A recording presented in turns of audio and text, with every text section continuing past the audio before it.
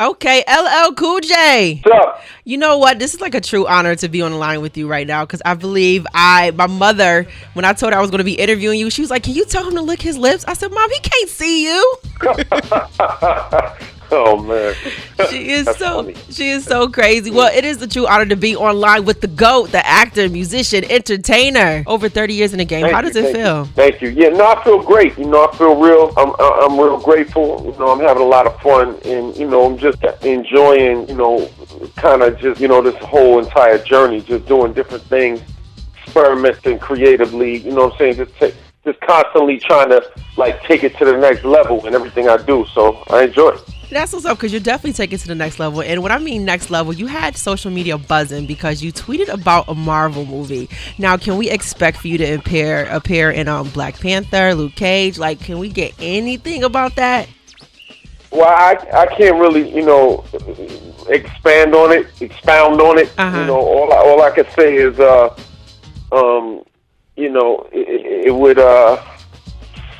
it would be fun. It would be fun. Leave it there.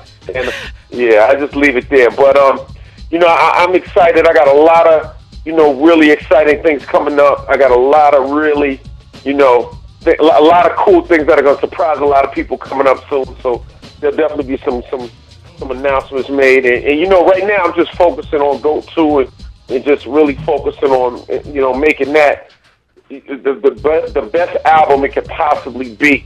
You know what I'm saying? Just the excitement, the energy, just the response that I've been getting is bubbling so crazy underground. I mean, the whole, underground, hip hop community has really been responding to it in a big way, and online has been, people have just really been engaged in it, and it feels right, and it's so that right now is really my focus, just to get Go.T and give that to the people in a way that really entertains them and makes them happy. You know what I'm saying? Okay, and you speak about Go.T. What can we expect on that's different from all the hits you ever gave us? Well, I think the thing that separates Go.T is that it's actually not only is it an LL Cool J record, but it's a platform for a lot of really talented artists, young artists that are trying to take their careers to the next level.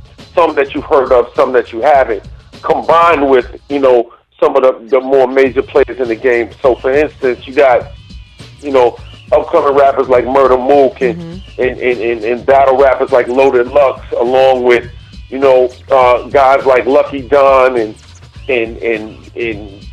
guys like would be next to a guy like T.I., let's say. Yeah. And then so you have all of these different artists on all these different levels, like brand new guys like Jeremy Austin, 12-year-old Little Leaky, who would be next to like a Raekwon. You know what I'm saying? So. Yeah.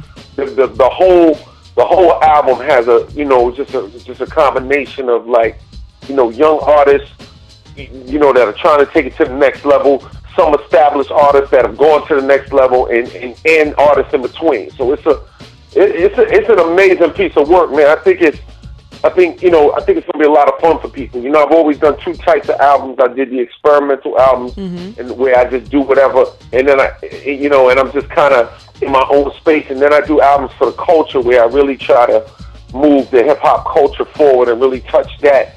And I think that this album definitely touches hip hop culture in a big way. I love the fact that you even mentioned the hip hop culture and artists like Murder Mook, because I wanted your opinion on this, because with you being someone who is seasoned in the game, pretty much kind of push the game to where it is. What is your opinion on the state of hip hop right now? I think hip hop is has grown to the point where it's a few different genres. I mean, there's mainstream hip hop, which is extremely pop, and is the new pop music, and you can take your most popular rap artist and say their name in the same breath as Katy Perry and Taylor Swift, and it makes total sense. Yeah. And then you have the other side of hip hop, which is the underground community, the battle rap community, and the community that's more focused on hip hop culture specifically, which is a totally different thing. So I think hip hop is in a great place.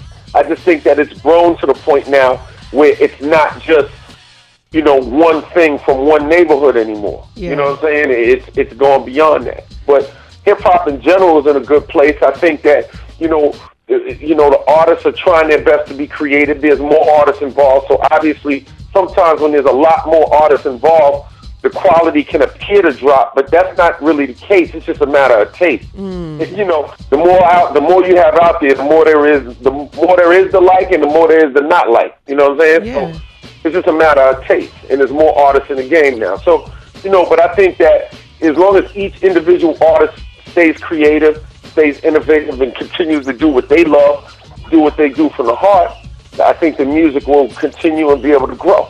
I like that. Not so much of the case, but the taste. I like that a lot. Only you will come up with something like that.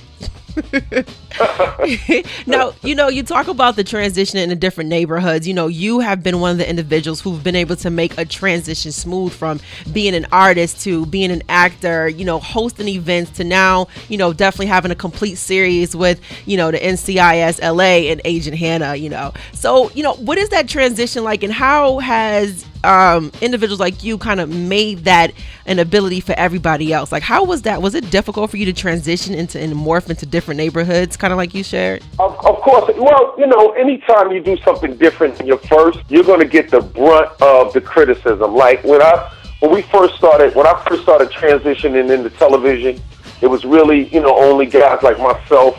Will Smith had made the transition initially. I was kind of like second or third in line. People like Latifah. Mm-hmm. There were certain artists that were making that transition into television and trying to explore Hollywood in a bigger way. And, initially we were looked at as, these guys are, they're selling out. They're not doing the right thing. They're supposed to just stay in their lane and et cetera, et cetera. But et cetera, et cetera. But what has happened is over time, people have come to realize that it's not that anybody is, what we're really doing is not limiting ourselves. Yeah. What we're really doing is showing you how big it can be and showing you that showing the world, if you have multiple talents, you should utilize all of them. You know what I'm saying? If you have talents, you should not stuff two of your talents in the drawer for whenever and just only use one. You have to use all of your talents. I mean, that goes back to the parable in the Bible about the talent. Yep. You got to use all of it. You know what I'm saying? So if you have the ability to act, and you have the ability to host, and you have the ability to make records, and you have the ability to do all these different things, you're supposed to do all of it because that's your job. Yeah. You know what I'm saying? Like, you're not supposed to. If not, it'll be taken away from you. You know what I'm saying? Mm-hmm. So, yeah, it was a little tough at first, for me, crossing into TV, into film, doing music sometimes that was not, always only the hardest music, but sometimes doing the love songs, doing things like that. But eventually people have come to realize is, as long as you do what's true and you do what's from your heart, you're going to have a huge career. Even if everybody doesn't always like everything, your career will be fine as long as you stay true to who you are and what you do. And that's what I've always, attempted to do.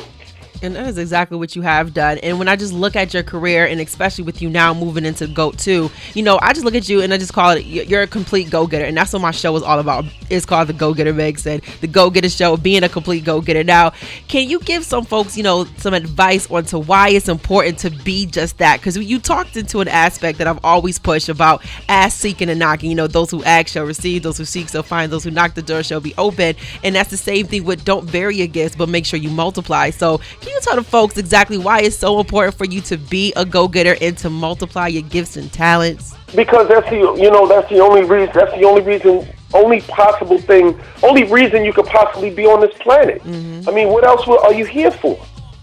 I mean, if you're not here to maximize your potential and utilize whatever gifts have been given you to the best of your ability, then why are you here? I mean, life is pointless. I mean, you're not here to sit in a rocking chair and just rock your life away. Yes, right. You're not here to just, sit around complaining about what other people have or don't have. You're not here to just kind of watch everybody else do the things that you wish you could do. You're not here to just sit there and hear about the person that became successful with the idea that you had 10 years ago because you didn't act on it. That couldn't possibly be why you're here. So you gotta really, sometimes you just gotta make it up in your mind that regardless of what people think, or regardless what people say about me, or regardless what the naysayers say, if they underestimate me, if they think X, Y, and Z about me, if they try to, put me in a box, I'm going to do what I got to do to take my life to the highest heights I could possibly take it to, regardless of what whoever's watching, whoever's looking, whoever's complaining, whoever's criticizing. We're gonna have to you're gonna have to have some thick skin and go get it, like you said. And I think that's what it's about, So me, I have absolutely, without a doubt, always 100,000 million zillion % been about going after my dreams. I don't care what people think. I don't care if a person says it's impossible. I'm going to interrupt you. While you saying it's impossible, I'm going to interrupt you doing it. Yes. You know what I'm saying? Yes, absolutely. Doing what you said is impossible. You know what I'm saying? So, that's it, And that's how I think, that's what I think life is about, because that sets the right example for your family. It sets the right example for your culture, for your community. It sets the right example. You can look at yourself in the mirror and know that you did the right thing, because the last thing you want to do, at the end of the day, when it's all over, is be laying there looking at your dreams, and they're telling you, why are you taking us with you? Yep. Why didn't you go for it? Leave it all on the field, baby. That's what it is. Leave it all on the field. Now, the GO.A.T, too, tell them how they can get a hold of it, how they can find you, of course, on your social media, everything. Well, right now, the GO.A.T is not out. The album is not out. I'm not rushing to try to put the album out, because I know everybody doesn't know about it, and everybody's not all the way in sync with it. We're just kind of getting the message out there, and I'm just kind of touching the people and talking to the people about the fact that LL Cool J has an album called GO.A.T that will be coming soon. And I think that in this day and age, it takes a minute to really get the message out there, especially when you're moving independently and there's no, major label behind what you're doing. So you gotta take it slow. You gotta really get out there and campaign and let people know that the music is coming. So for right now, if they want to hear some of the music that's out there, they can Google The Hustler, LL Cool J featuring Movado. They could Google I'm Nice, LL Cool J featuring Raekwon and Murder Mook. They could Google the GO.A.T on Remix featuring Tinashe, and they can Google Tell the World, LL Cool J featuring the 12-year-old MC Little Leaky, and they can hear some of the music and hear what it's about. Because and they can also, if they want to go to World Star, they can see two of those 4 songs have videos out right now. The Hustler is at about 5 million views on World Star.